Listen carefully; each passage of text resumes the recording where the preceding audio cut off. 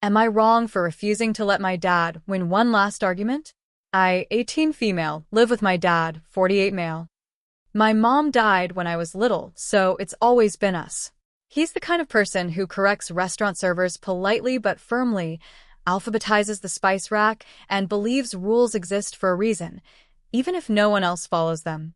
A year ago, he started forgetting things. At first it was small.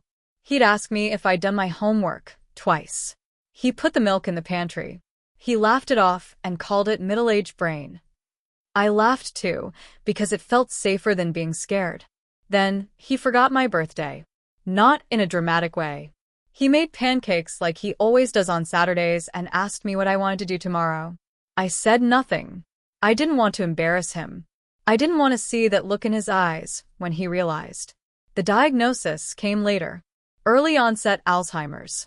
The doctor used calm words and handouts. My dad nodded like he was being told the weather. In the car, he said, "Guess you'll have to pick up my slack," and smiled. So I did. I learned how to pay bills, how to remind him gently, how to repeat things without letting frustration leak into my voice. I labeled drawers. I stopped correcting him when he mixed up words. I stopped winning arguments. Except for one. Every night since I can remember, my dad has said, "Lock the door before bed." It's his thing. Safety. Order. Even when I got taller than him, even when I rolled my eyes, he'd say it. And every night, I'd say, "I know, Dad." Lately, he forgets to check the lock. I check it. He'll stand in the hallway and ask, "Did you lock the door?" And I'll say yes. Sometimes he believes me. Sometimes he doesn't. Last night, he didn't. He said, "You didn't lock it. You never listen." I said, "I did." He shook his head. "You always say that. But you don't." Something in me snapped. A year of being careful. Of being patient. Of shrinking my feelings to make room for his. I locked it. I said louder than I meant to. "I always lock it." He looked at me, really looked like he was trying to find me through fog. Then he said, quietly, "You don't have to lie to make me feel better." That hurt more than if he'd yelled. So I did the worst thing. I went to the door. I unlocked it. Then I locked it again, loudly, so he could hear. I turned and said, "There. Happy." He stared at the door like it had betrayed him. His shoulders slumped. "Oh," he said. "I guess you did." He went to bed without saying goodnight. I cried in the bathroom, so he wouldn't hear. This morning, he was already up, sitting at the table with 2 plates of pancakes. One was burned. He pushed it toward me. "Sorry," he said. "I don't know why I got so mad last night." I said it was okay. It wasn't, but I said it anyway.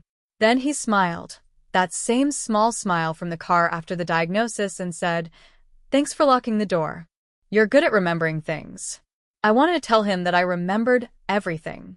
That I remembered every rule, every correction, every night he told me to lock the door. That I remembered him before the forgetting. Instead, I just nodded and ate the burned pancake. So, am I wrong for unlocking the door just to prove I was right, even though I know he's sick and scared? Edit. I'm reading your comments while he naps in the living room. He's holding his keys because he thinks he has to go to work. He retired last year. I don't have the heart to take them away. Edit 2. To the people asking why I don't just be more patient, I am. I promise.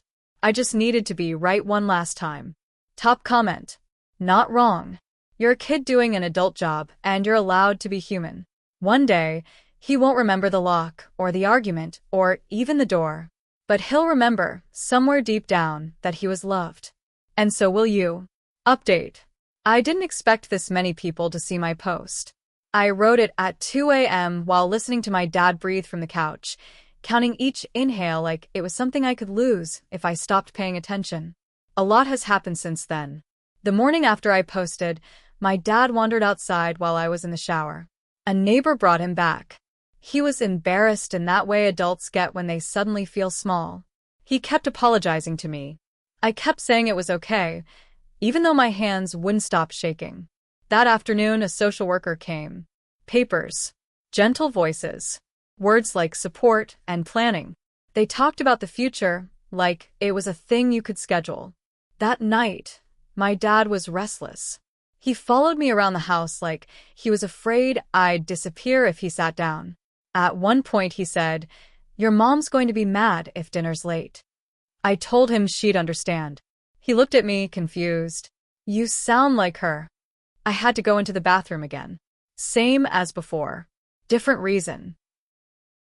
Later, while I was doing homework at the table, he stood up suddenly and said, "Did you lock the door?" I froze. I said yes.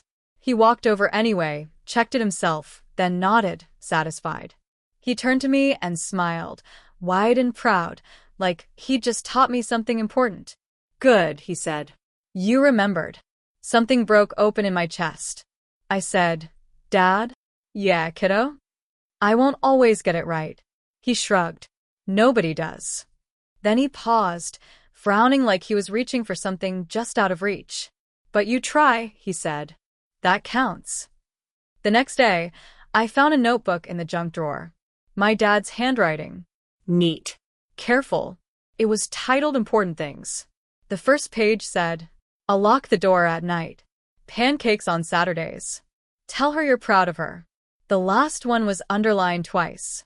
I don't know when he wrote it. I don't know how long he'll remember what it means. But I know he wanted to. Tonight I tucked him into bed because he forgot how blankets work. He asked me if I'd be okay on my own for a bit. I told him yes. As I turned off the light, he said, "Hey.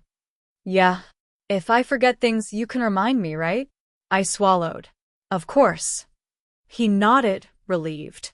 "Good. You always remember." I locked the door. I checked it twice. Then I sat on the floor and cried until it didn't hurt quite as much. Final verdict from me. No one wins arguments against time. You just love as loudly as you can while you're still allowed to.